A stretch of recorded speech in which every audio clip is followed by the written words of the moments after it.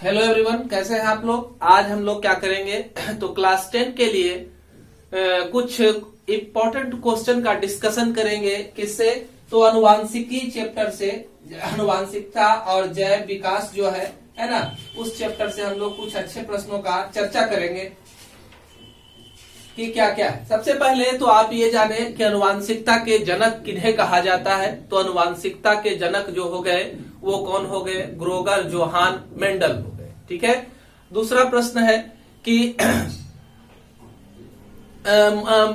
कहते हैं कि मेंडल ने अपने प्रयोग को किस पौधे पर किया। तो मेंडल ने अपने प्रयोग को कहाँ किया? मटर के पौधे पर किया।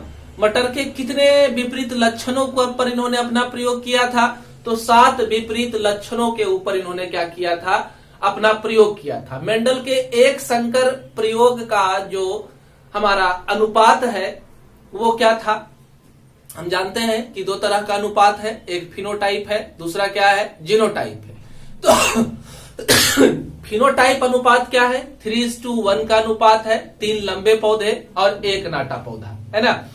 दूसरा है जीनोटाइप अनुपात। क्या है? तो जीनोटाइप अनुपात में आपका था कैपिटल टी और फिर क्या था? कैपिटल टी स्मॉल टी, और दूसरा क्या था? Small T. तो 1:2:1 का अनुपात है। ठीक है। उसी तरह से मेंडल के द्विसंकर प्रयोग का अनुपात क्या था? तो उसको ही आपको याद रखना है कि 9:3:3:1 का अनुपात क्या था? मेंडल के द्विसंकर प्रयोग का अनुपात था। अब विभिन्नताएं किसे कहते हैं? विभिन्नताएं, अगला प्रश्न है, विभिन्नताएं किसे कहते हैं? विभिन्नताएं क्या है कि एक जीव से दूसरे जीव का जब निर्माण होता है लैंगिक प्रजनन के द्वारा, तो वो जीव पुराने जीवों से क्या होते हैं? भिन्न होते हैं। और इन्हीं भिन्नताओं को हम लोग क्या कहते हैं? विभिन्नता कहते हैं। विभिन्नता जीवों के लिए आवश्यक है। विभिन्नता की वजह से ही हमारी पृथ्वी पर क्या हुआ है? नई जातियों का निर्माण हुआ है। अनुवांशिकता किसे कहते हैं? तो एक पीढ़ी से दूसरे पीढ़ी में गुणों का जो स्थानांतरण होता है, इसी प्रक्रिया को क्या कहा जाता है? अनुवांशिकता कहा जाता है। ठीक है। उसके बाद है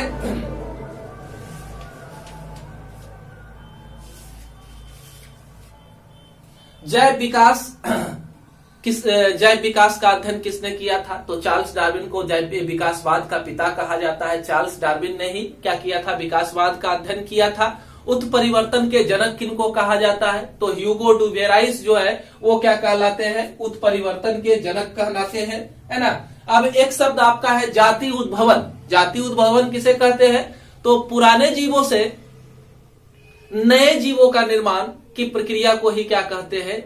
जाति उद्भवन कहते हैं। पुराने जीवों से नए जीवों का निर्माण का अर्थ क्या हुआ?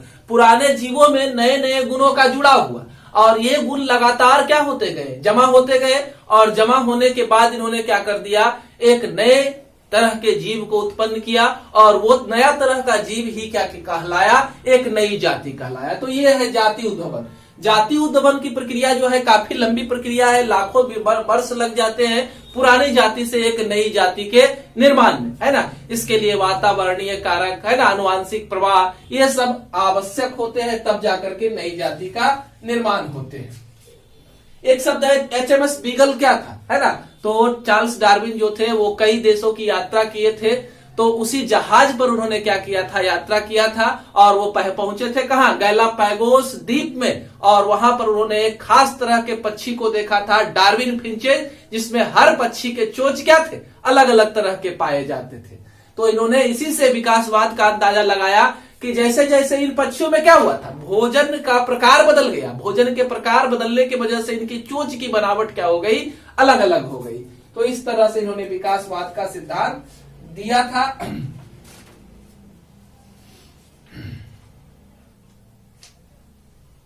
जीवाश्म विज्ञान किसे कहते हैं? तो विज्ञान की वह शाखा जहां हम लोग क्या करते हैं? जीवों के अस्म या फिर उनके इंप्रेशन, चिन्ह, निशान वगैरह का अध्ययन करते हैं। और किस लिए? तो जीवों के विकास के संबंध में जानने के लिए। तो इसी को जीवाश्म विज्ञान कहा जाता है ना।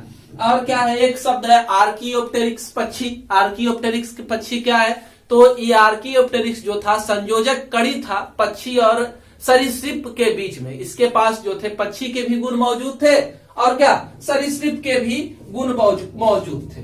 सबसे पहले आंखों का विकास किस जंतु में हुआ? तो सबसे पहले प्रारंभिक आंख जो है वो प्लेनेरिया नामक जंतु में क्या हुआ था, बना था। अब है कि आप मनुष्य के विकास के बारे में जाने कि मनुष्य का विकास सबसे पहले क्या हुआ। तो सबसे पहला मानव कौन था, रामापिथिकस ऑस्ट्रेलोपिथिकस था, है ना। फिर आया निएंडरथल, जिंजांथ्रोपस, पिंथिकांथ्रोपस, है ना। और इसी तरह से बढ़ते बढ़ते होमो इरेक्टस पेकिनेंसिस, है ना, जावा मानव, और तब जाकर के होमोसेपियंस का निर्माण हुआ। हमारे मनुष्य जाति का निर्माण जो है उसका पुराना देश जो है वो कौन है, दक्षिण अफ्रीका है। वहीं से निकल करके मेडिटेरियन और कैस्पियन सी के आसपास ये फैलते चले गए और पूरे विश्व में मानव जाति का क्या हो गया, विकास हो गया। सबसे नजदीकी पूर्वज कौन हो सकता है मानव का, तो औरंगुटन जो है सबसे नजदीकी पूर्वज है। ऐसे नहीं ऑप्शन रहा तो चिंपांजी है, लीमर है, ये सब भी हमारे क्या है, पुराने पूर्वज है।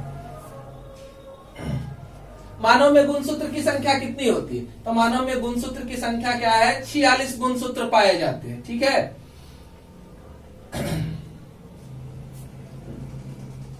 तो इस तरह से बहुत सारे क्वेश्चन हैं, आप पढ़ें और फिर अगले वीडियो में हम आपको और भी क्वेश्चन बताएंगे इससे संबंधित। धन्यवाद, हमारे चैनल से जुड़े रहें।